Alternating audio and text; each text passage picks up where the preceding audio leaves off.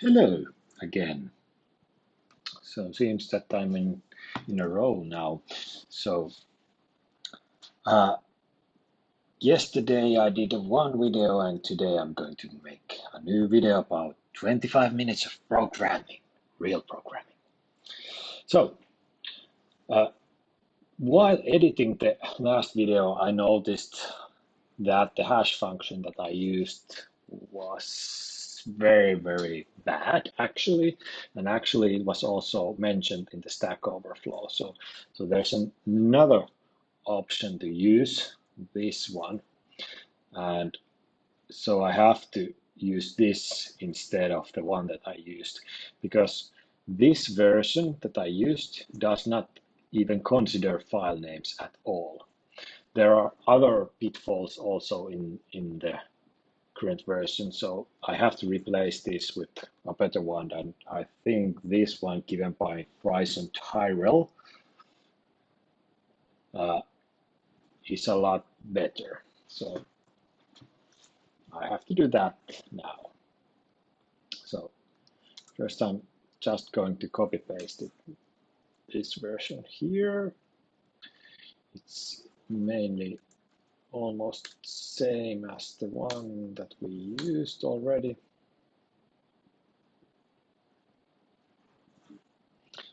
Okay, so let's see if we have problems in any places.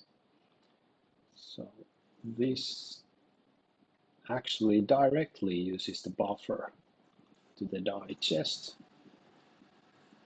And if the goal is uniqueness or repeatability, this is other method using hash. Well, whatever. I'll just assume that this is quite good already. So hash a directory.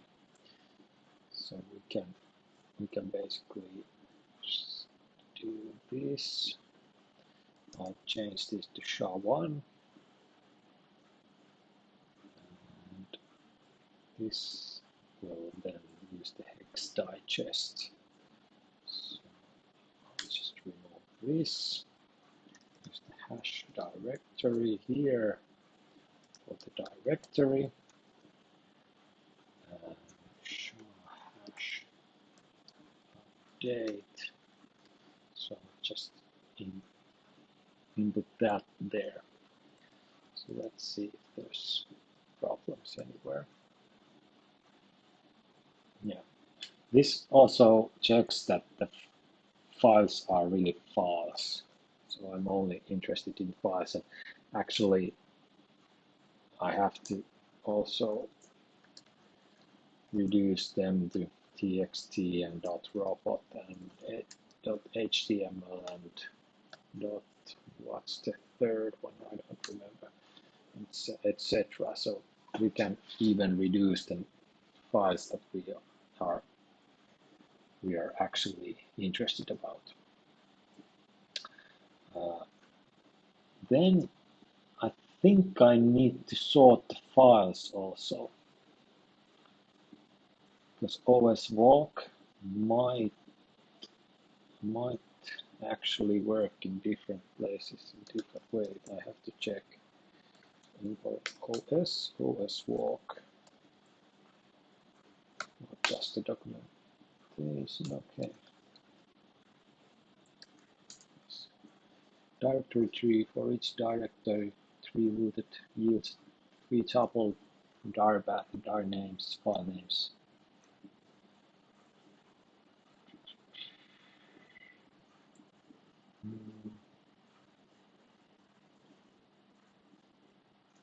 If you pass relative file names, do I need to actually,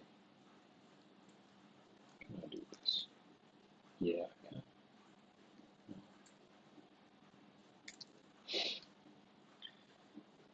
I'm not sure if I need to sort those. Let's play it safe. I'll just sort the files. This should make everything a bit more logical. So let's try out this. What will happen now? So now that I'm executing Python, it will regenerate. There should be hash. And now it did that again and didn't regenerate. You can go to the TMP file, move that one file, test suite 1A to test suite 1 robot. Let's see what happens now. So now it regenerates. So this works quite well. Then I'm a bit interested in the timing of this function now. So time and print the time spent in that function.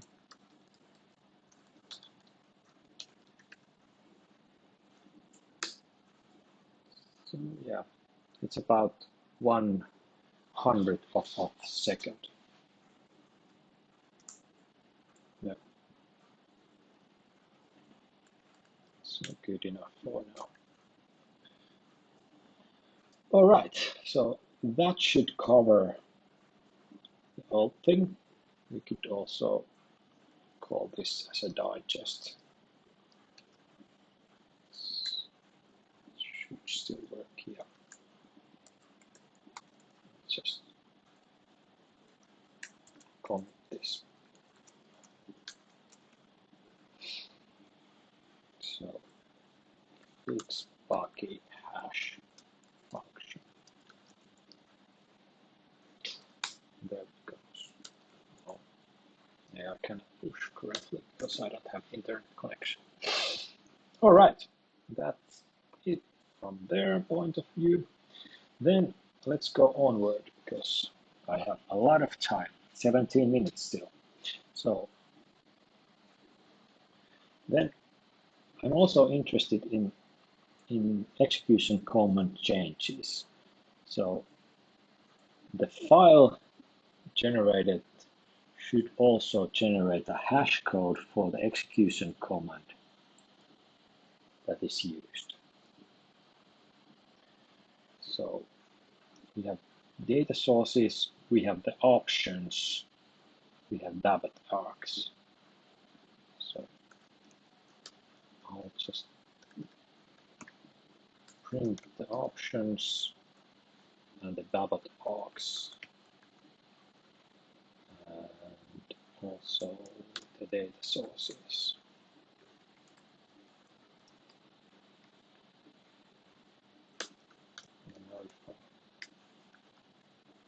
And the args there. So so I'm fairly interested in what these 3 or 4 things, how these 4 things might change the structure of the test cases to be executed.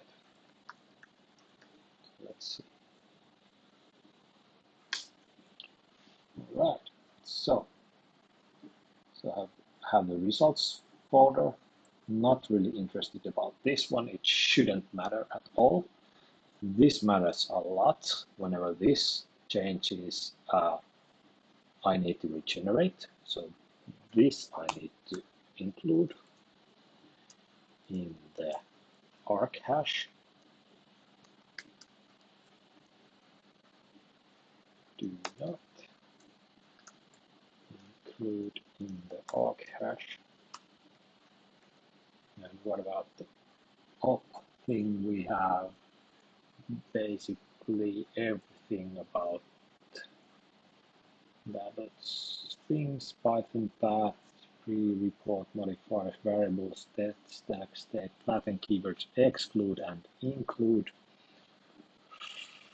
Well, yeah, this thing we need to include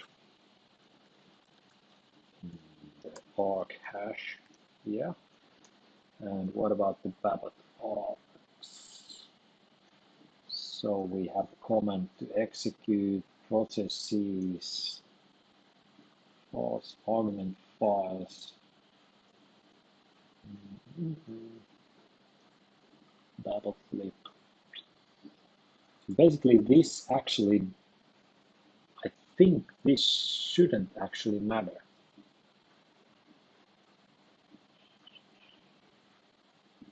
I might be wrong. Let's see if I, for example, say the argument file 1 is PB. Do I have something? Let's say that. So what happens? So the argument files has now 1. That one. And it goes there also. Yeah. Well, because of this second phase, I think for now, I'm going to not include this. So basically, I'm going to delay this until I'm going to handle the argument files, because that's the only thing in Pabot args I think that could influence in the executions. Other things are related to Pabot itself. Do not include in arg hash. Yeah. So we have the data sources and the options, and those need to be included in the hash function. The data sources is basically a list, and this is a dictionary, this other thing. So let's go there. The data sources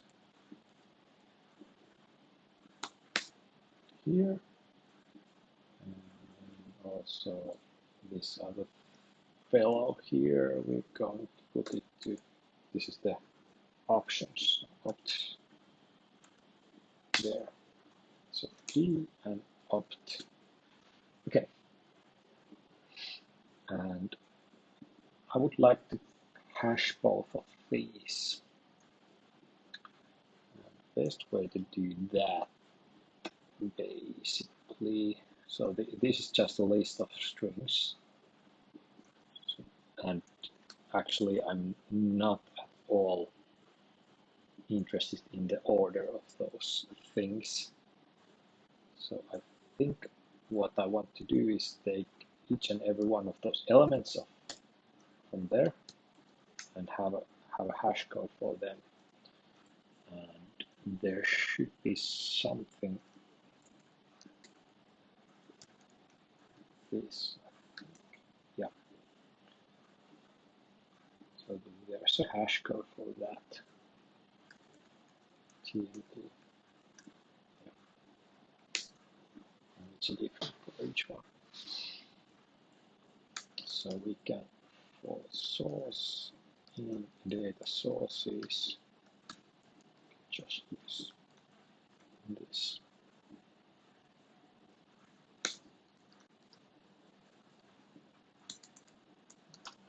Let's call it hash each.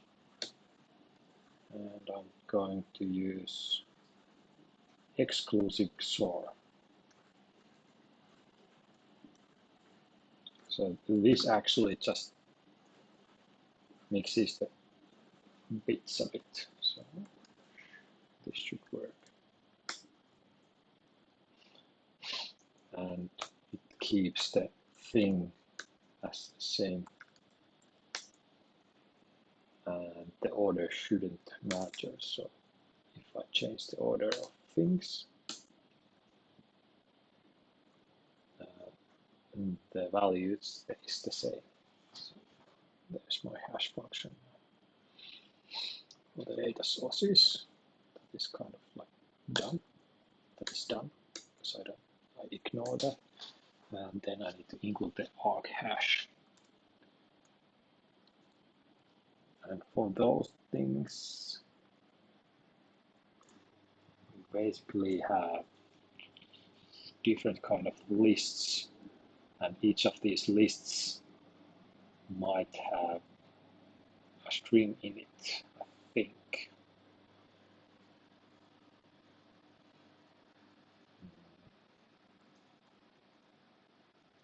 And the easiest way would be to make a representation of that and then hash that all.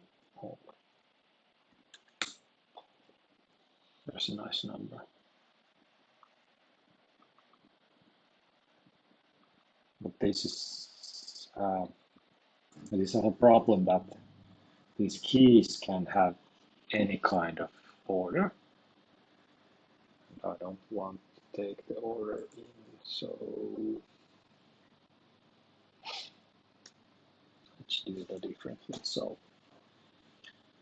they should sort the keys.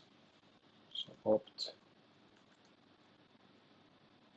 key for key in sorted opt keys.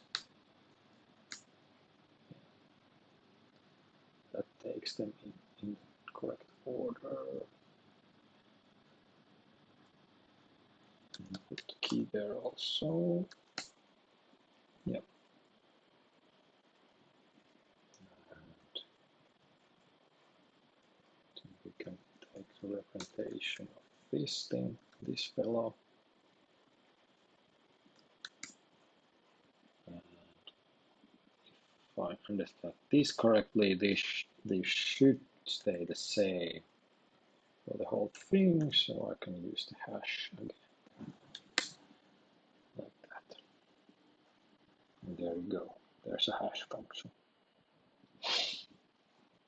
So I'll use this. So the hash is now option keys in sorted order as tuples. Actually, there should be opt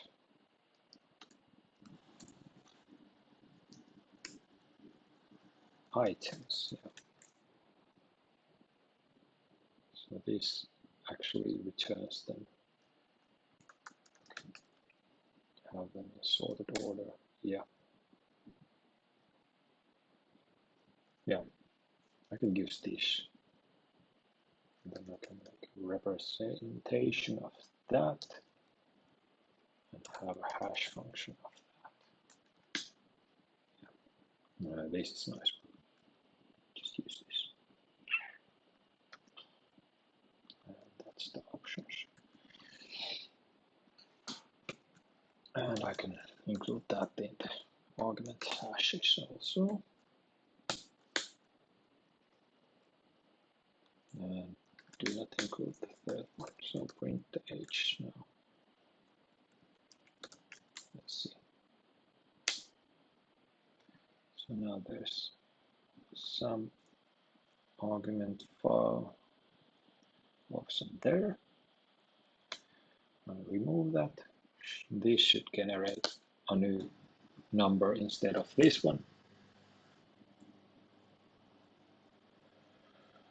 But did not. Okay. What went wrong? Oh yeah. That wasn't an option in those. That's the one that I actually excluded. Let's try another one. So let's exclude something. So this should generate a new number. Yeah. And when I remove that and do something else, that's another different number. And this should be okay. That's another number.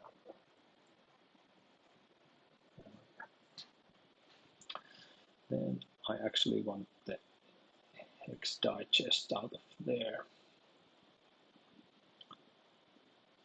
So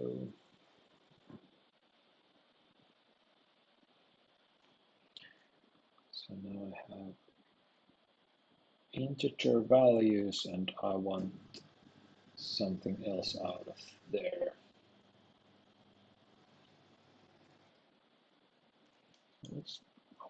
I'll use this one. So let's just that there. digest, update that there, and then digest.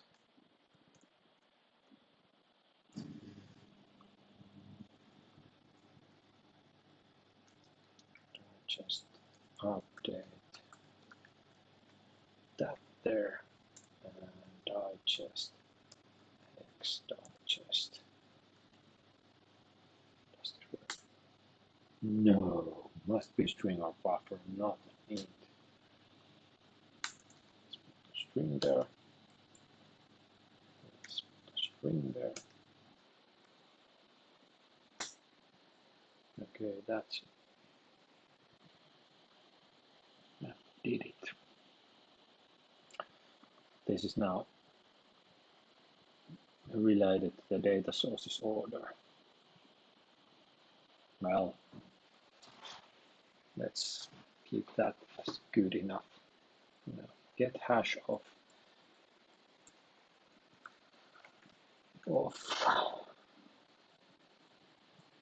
command. Let's call that.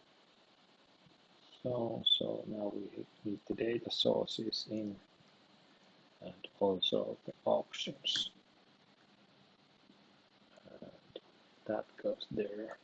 And we return this now.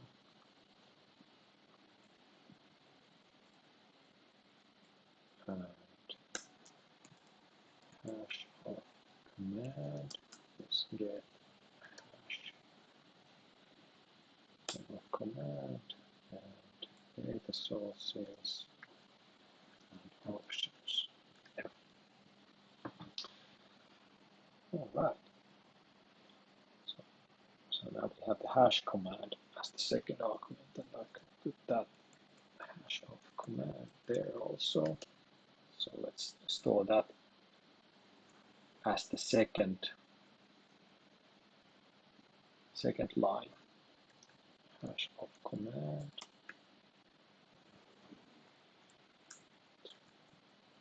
That there. And hash switch, hash command, lines number 1, and we strip that. So, yeah. Now we can regenerate if the hash command is different than the hash of command. Also, just use this here so we can do that. Okay, so also it takes exactly 3 arguments. Oh, yeah. Command.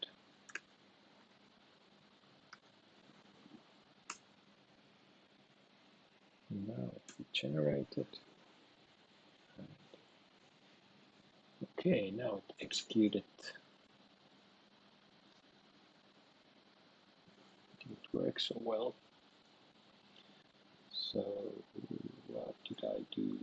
Lines there. Yeah, that one was by 1. Okay. And now if I do some exclude here, it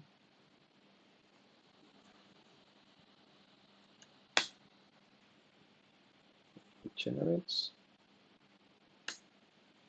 Doesn't regenerate. And again, no regeneration. Okay.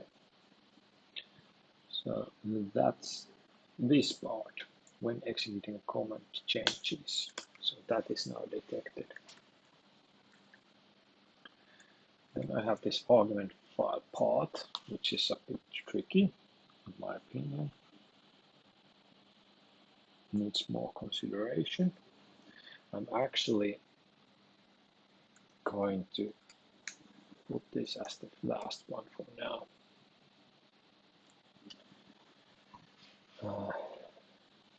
So when Pabot switch names is changed, Pabot switch names hash. Yeah.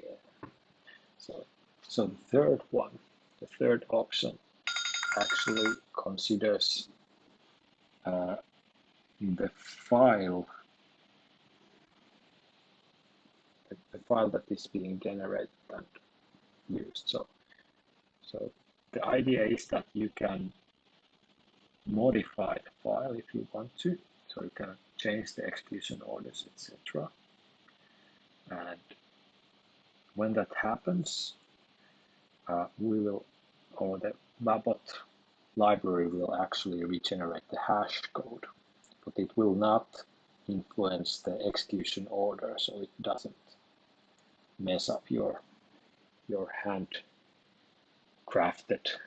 execution order.